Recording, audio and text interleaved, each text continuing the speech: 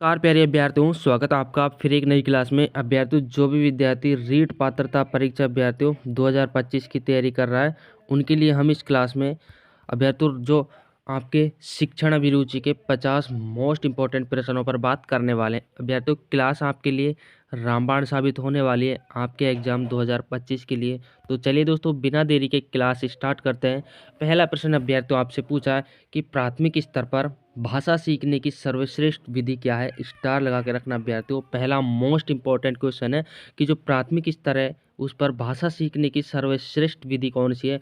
बच्चों के साथ अभी तो कविता गाना, बच्चों को कहानी सुनाना, या आपके बच्चों को पाठ्यक्रम पुस्तक पर आधारित वीडियो कार्यक्रम दिखाना। चौथा हो जाता आपके बच्चों को भाषा का प्रयोग करने की विधि का अवसर देना। करेक्ट आंसर की बात की जाए अभ्यर्थियों, ऑप्शन 4 आपका इसमें करेक्ट आंसर हो जाता है, यानी कि बच्चों को भाषा का प्रयोग करने की विधि का अवसर देना अभ्यर्थियों प्राथमिक स्तर पर भाषा सिखाने की सर्वश्रेष्ठ विधि मानी गई है। ऑप्शन 4 आपका इसमें बिल्कुल करेक्ट आंसर हो जाता है। याद रखना अभ्यर्थियों, क्लास रामबाण साबित होने वाली है आपके लिए। 500 क्वेश्चन अभ्यर्थियों इस पीडीएफ में आपके साथ होने वाले, तो इससे बाहर अभ्यर्थियों आपकी शायद ही मुश्किल जाएगा। 500 प्रश्न अभ्यर्थियों में रोजाना आपको हर क्लास में प्रोवाइड करवाऊंगा, तो बने रहिए अभ्यर्थियों। दूसरा प्रश्न आपसे पूछा है कि बच्चे प्रारंभ से ही अभ्यर्थियों एक भविष्य होते हैं, द्विभाषिक होते हैं, बहुभाषिक होते हैं, या भाषा में कमजोर होते हैं अभ्यर्थियों। करेक्ट आंसर की बात की जाए ऑप्शन 3 आपका इसमें करेक्ट आंसर हो जाता है, यानी कि जो बच्चे प्रारंभ में होते हैं वो बहुभाषिक होते हैं। Option 3 is the correct answer. याद रखना अभ्यर्थियों। अगले क्वेश्चन की बात कर लेते हैं अभ्यर्थियों। अगला क्वेश्चन आपसे पूछा है कि प्राथमिक स्तर पर शिक्षा का माध्यम कैसा होना चाहिए अभ्यर्थियों, ये आपसे पूछा है। स्टार लगा के रखना अभ्यर्थियों। जो प्राथमिक स्तर पर शिक्षा का माध्यम आपसे पूछा है, हिंदी होना चाहिए, अंग्रेजी होना चाहिए, तीसरा हो जाता है आपकी उर्दू होना चाहिए, या बच्चों की मातृभाषा होनी चाहिए। करेक्ट आंसर की बात की जाए ऑप्शन 4 आपका इसमें राइट आंसर हो जाता है, यानी कि बच्चों की जो मातृभाषा है वो अभ्यर्थियों होनी चाहिए। दोस्तों कमेंट में ज़रूर बताना कि इस क्लास में जितने प्रश्न होने वाले हैं आपके उनमें से कितने सही होने वाले हैं अभ्यर्थियों। कमेंट में लास्ट में ज़रूर बताना। अगले क्वेश्चन की बात कर लेते हैं अभ्यर्थियों। अगला प्रश्न आपसे पूछा है कि भाषा सीखने और सिखाने के संबंध में निम्नलिखित में से कौन सा कथन सही है। याद रखना अभ्यर्थियों, क्लास और क्वेश्चन आपके लिए सारे ही मोस्ट इम्पोर्टेंट होने वाले हैं। तो ऑप्शन पहला हो जाता है बच्चे स्कूल आकर ही भाषा सीखते हैं, बच्चे अपनी परिवार से ही भाषा सीखते हैं, बच्चे स्कूल में मानक भाषा का प्रयोग करते हैं, या चौथा हो जाता है आपके बच्चे स्कूल आने से पूर्व ही भाषाई पूजा से लेंस होते हैं, भाषाई पूंजी से लेंस होते हैं। करेक्ट आंसर की बात की जाए अभ्यर्थियों तो इसमें आपका राइट आंसर हो जाता है ऑप्शन 3, यानी कि बच्चे स्कूल में मानक भाषा का प्रयोग करते हैं अभ्यर्थियों। ऑप्शन 3 आपका इसमें करेक्ट आंसर हो जाता है। याद रखना अभ्यर्थियों। अगले क्वेश्चन की बात कर लेते हैं। अगला क्वेश्चन आपसे पूछा है कि प्राथमिक स्तर पर पाठ्य पुस्तकों का निर्माण करते समय आप किस बिंदु पर अवशेष ध्यान देंगे अभ्यर्थियों। मोस्ट इंपॉर्टेंट है। एज आपके आपको एक टीचर मानते हुए क्वेश्चन का आंसर देना है। हर क्वेश्चन का अभ्यर्थियों आपको ऐसे ही आंसर देना है, यानी कि खुद को एक टीचर समझते हुए आपको आंसर देना है, तो आपके सारे क्वेश्चन अभ्यर्थियों ईजिली हल हो जाएंगे। तो ऑप्शन हो जाते हैं प्रसिद्ध लेखकों की रचनाएं शामिल हों, दूसरा हो जाता है भाषा सीखने के वैवेदिक पूर्ण शामिल हों अभ्यर्थियों, जो तीसरा हो जाता है आपके उपदेशात्मक पाठ शामिल हो, और चौथा हो जाता है कहानियाँ अधिक से अधिक शामिल हों। तो करेक्ट आंसर की बात की जाए अभ्यर्थियों, आपको एक टीचर मानते हुए पाठ्य पुस्तकों का जो निर्माण किया जाता है बिंदु पर, किस बिंदु पर विशेष ध्यान दिया जाता है, तो इसमें आपका राइट आंसर हो जाता है ऑप्शन 2, यानी कि हिंदी भाषा के विविधपूर्ण रूप शामिल होने चाहिए। ऑप्शन 2 आपका इसमें बिल्कुल करेक्ट आंसर हो जाता है। अगले क्वेश्चन की बात कर लेते हैं अभ्यर्थियों। क्लास के अंत तक अभ्यर्थी बने रहना। मोस्ट इंपॉर्टेंट प्रश्न है कि पाठ के अंत में अभ्यास और गतिविधियां देने का उद्देश्य है, यानी कि जो पाठ के अंत में जो क्वेश्चन होते हैं उनका उद्देश्य क्या होता है, ये आपसे पूछा है। तो ऑप्शन हो जाते हैं बच्चों को अभिव्यक्ति के अवसर देना अभ्यर्थियों, अभिव्यक्ति के अवसर देना, या बच्चों को व्यस्त रखने हेतु गतिविधियां बनाना, बच्चों को याद करने हेतु सामग्री उपलब्ध कराने में सहायता करना, या आपके हो जाता है गृह कार्य की सामग्री जुटाना। तो करेक्ट आंसर की बात करें अभ्यर्थियों, ऑप्शन ए का आपका इसमें करेक्ट आंसर हो जाता है। यानी कि बच्चों को अभिव्यक्ति के अवसर देना ही अभ्यर्थियों, जो अंत में पाठ के अंत में क्वेश्चन दिए जाते हैं वो अभ्यर्थियों बच्चों को एक अभिव्यक्ति का अवसर प्रदान करते हैं। ऑप्शन ए आपका इसमें बिल्कुल करेक्ट आंसर हो जाता है। अगले क्वेश्चन की बात कर लेते हैं अभ्यर्थियों। अगला प्रश्न आपसे पूछा है कि प्राथमिक स्तर पर एक भाषा शिक्षक से सर्वाधिक अपेक्षित कब होती है अभ्यर्थियों, ये आपसे पूछा है। तो इस क्वेश्चन में करेक्ट आंसर की बात की जाए, ऑप्शन 3 आपका इसमें करेक्ट आंसर हो जाता है। यानी कि कक्षा और कक्षा के बाहर बच्चों को भाषा प्रयोग के लिए प्रोत्साहित करना ही अभ्यर्थियों प्राथमिक स्तर पर भाषा शिक्षक के सर्वे अधिक अपेक्षित होती है अभ्यर्थियों। ऑप्शन 3 आपका इसमें बिल्कुल करेक्ट आंसर हो जाता है। क्वेश्चन अभ्यर्थियों हर तरह की इस क्लास में मिलेंगे आपको, लो लेवल से लेकर अभ्यर्थियों आपको हाई लेवल तक इस क्लास में क्वेश्चन देखे जाएंगे। याद रखना क्लास रामबाण साबित होने वाली है। एग्जाम देने के बाद अभ्यर्थियों आपको पता लगेगा। अगला क्वेश्चन आपसे पूछा है कि चोम्स्की के अनुसार कौन सा कथन सही है अभ्यर्थियों। तो चोम्स्की के अनुसार आपको बताना है बच्चों में भाषा सिखाने की जन्मजात क्षमता होती है। बच्चों में भाषा सीखने की जन्मजात क्षमता होती है, बिल्कुल सही ऑप्शन हो जाता है। बच्चों में भाषा सीखने की जन्मजात क्षमता नहीं होती, बिल्कुल गलत ऑप्शन हो जाता है। भाषा में दोस्तों बच्चों में भाषा सीखने की क्षमता बहुत सीमित होती है, बिल्कुल गलत।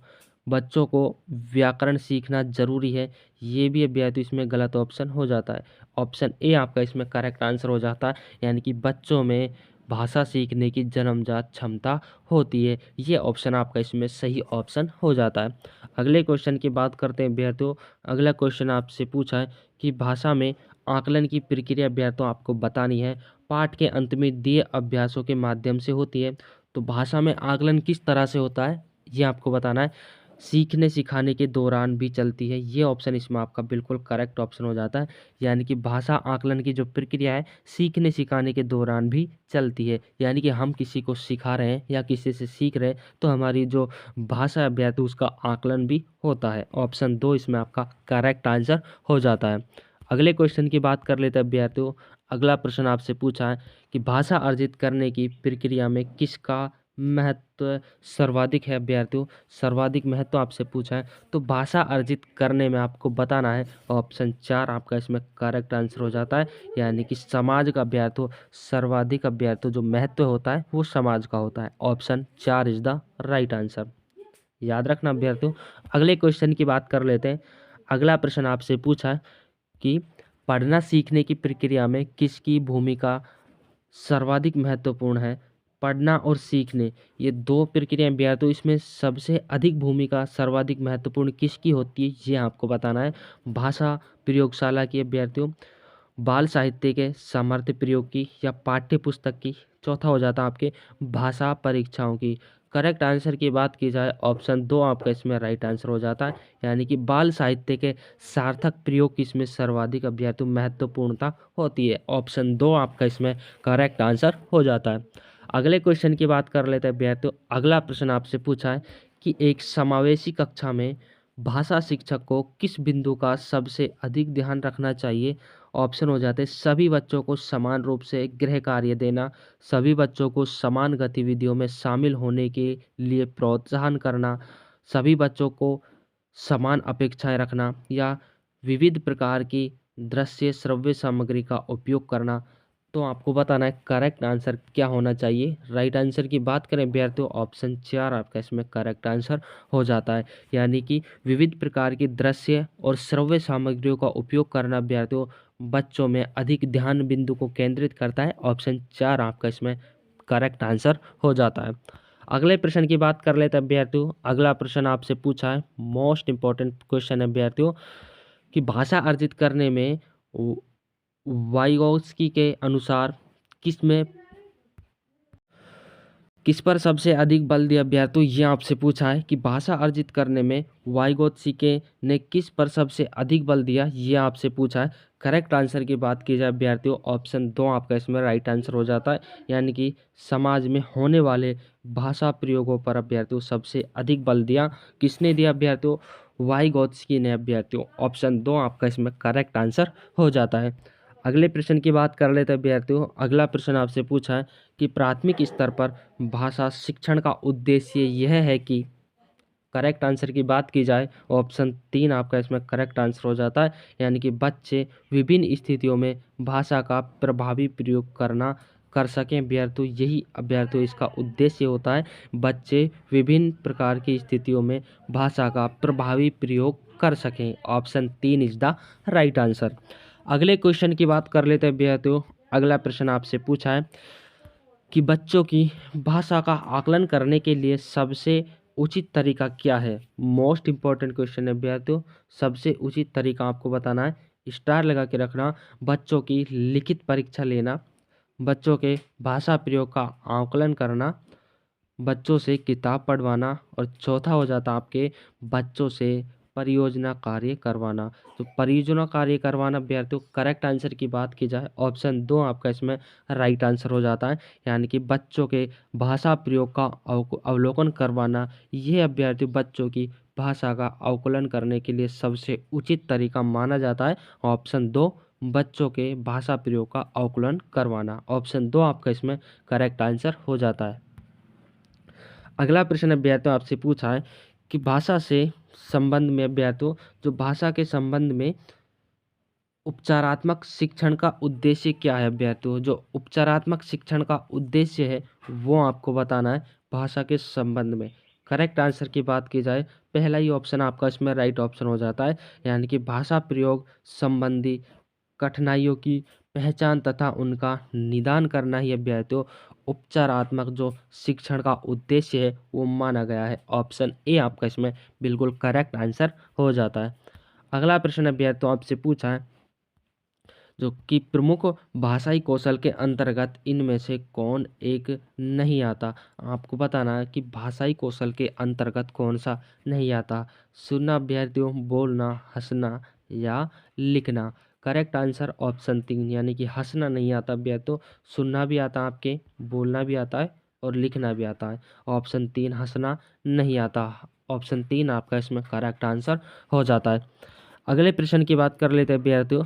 अगला प्रश्न आपसे पूछा है कि काव्य शिक्षण का उद्देश्य आपसे पूछा है कि काव्य शिक्षण का उद्देश्य क्या है। ऑप्शन 4 आपका इसमें करेक्ट आंसर हो जाता है, यानी कि रसानुभूति एवं अदानुभूति अभ्यर्थियों करना, इनका आनंदानुभूति, इसमें आपके 2 हो जाते हैं अभ्यर्थियों, रसानुभूति अभ्यर्थियों और आनंदानुभूति। ये आपके चौथा ऑप्शन आपका इसमें करेक्ट आंसर हो जाता है। एक काव्य शिक्षण का उद्देश्य होता है ऑप्शन 4 रसानुभूति अभ्यर्थियों और आनंदानुभूति। ऑप्शन 4 याद रखना अभ्यर्थियों, भूल मत जाना। अगले क्वेश्चन की बात कर लेते हैं। अगला प्रश्न आपसे पूछा है नाटक शिक्षण में शिक्षा अभियान प्रणाली के प्रयोग से अभ्यर्थियों ये आपका राइट आंसर हो जाता है ऑप्शन 2, यानी कि इनके प्रयोग से पात्रानुसार बच्चों द्वारा अभिनय से सीखना की प्रक्रिया में तेजी आती है अभ्यर्थियों। ऑप्शन 2 आपका इसमें करेक्ट आंसर हो जाता है, यानी कि एक नाटक शिक्षण में शिक्षा अभिनय प्रणाली के प्रयोग से, इनके प्रयोग से क्या होता है ये आपसे पूछा है। तो पात्रानुसार बच्चों द्वारा अभिनय से सीखना की प्रक्रिया में तेजी आती है अभ्यर्थियों, तेजी आती है। ऑप्शन 2 आपका इसमें करेक्ट आंसर हो जाता है। अगले क्वेश्चन की बात कर लेते हैं अभ्यर्थियों। अगला प्रश्न आपसे पूछा है कि प्राथमिक स्तर पर भाषा अध्ययन में मुख्य तत्व क्या होगा अभ्यर्थियों। तो मुख्य जो तत्व है वो आपका ऑप्शन 4, यानी कि उच्चारण की स्पष्टता अभ्यर्थियों इसका मुख्य तत्व माना गया। ऑप्शन 4 आपका इसमें करेक्ट आंसर हो जाता है। तो दोस्तों कमेंट में बताना कि आपके 20 में से कितने % सही हुए हैं। दोस्तों 500 क्वेश्चनों की ये PDF होने वाली है, इससे बाहर आपका कुछ नहीं जाने वाला। अगली क्लास में अभ्यर्थियों आपके 21 से 50 क्वेश्चनों की जो क्लास आएगी, 30 मोस्ट इंपॉर्टेंट क्वेश्चनों के साथ आपकी ये क्लास आएगी। तो जो भी बच्चा चैनल पर नया विजिट किया हो चैनल को सब्सक्राइब कर लें, बेल आइकन और कर लें, ताकि आने वाली क्लास का नोटिफिकेशन सबसे पहले आप तक पहुंच सके। 27 फरवरी का अभ्यर्थियों आपका एग्जाम होने वाला है, टाइम आपके पास बहुत कम बचा है। अपनी ताबड़तोड़ तैयारी अभ्यर्थियों जारी रखें, चैनल से जुड़े रहिए। हर सब्जेक्ट की क्लास आपको इस चैनल के माध्यम से प्रोवाइड करवाई जाएगी। जय हिंद अभ्यर्थियों, मिलते हैं अगली क्लास में।